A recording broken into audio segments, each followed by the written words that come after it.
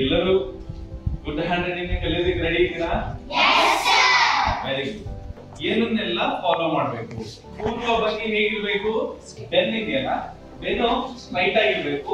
ಸ್ವಲ್ಪ ಹೀಗೆ ಬೆಂಡ್ ಆಗ್ಬೋದು, ಹೀಗೆ ಬೆಂಡ್ ಮಾಡ್ಕೊಂಡು ನೀವು ಬರೀಬಹುದು. ಓಕೆ, ಆದ್ರೆ ಈ ಗೂನ ಬೆಂಡ್ ಮಾಡೋವಾಗ ನೀವು ಪೆನ್ಸಿಲ್ ನ ಹೋಲ್ಡ್ ಮಾಡ್ಬೇಕಾದ್ರೆ ಥಂಬ್, ಇಂಡೆಕ್ಸ್ ಮತ್ತೆ ಮಿಡಲ್ ಫಿಂಗರ್ ಯೂಸ್ ಮಾಡಿ ನೀವು ಪೆನ್ಸಿಲ್ ನ ಹೋಲ್ಡ್ ಮಾಡಬೇಕು. ನೋಡಿ,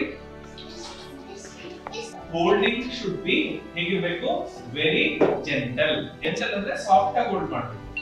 ಇಂಚ್, 1 ಇಂಚ್ ಗ್ಯಾಪ್ ಅಲ್ಲಿ ನೀವು ಹೀಗೆ ಹೋಲ್ಡ್ ಮಾಡಬೇಕು. ಸೊ ಇವಾಗ ನನ್ನ ಬುಕ್ಕಿನ ಪೊಸಿಷನ್ ಹೇಗಿರ್ಬೇಕು ಅಂತ ಹೇಳಿದ್ರೆ, ನನ್ನ ಬುಕ್ಕಿನ ಪೊಸಿಷನ್ ಬಲಭಾಗಕ್ಕೆ 45 ಡಿಗ್ರಿ ಹೀಗೆ ಇನ್ಕ್ಲೈನ್ಡ್ ಆಗಬೇಕು. 45 ಡಿಗ್ರಿ ಇನ್ಕ್ಲೈನ್ಡ್ ಆಗಬೇಕು. ಎಡಗೈಯಿಂದ ಪುಸ್ತಕವನ್ನ ಹೀಗೆ ಹೋಲ್ಡ್ ಮಾಡಬೇಕು. ನಂತರ ಬಲಗೈಯನ್ನ ಹೀಗೆ ಬಳಸಿ ಬರೆಯಬೇಕು. ಓಕೆನಾ? Cambridge School, Lingasugur.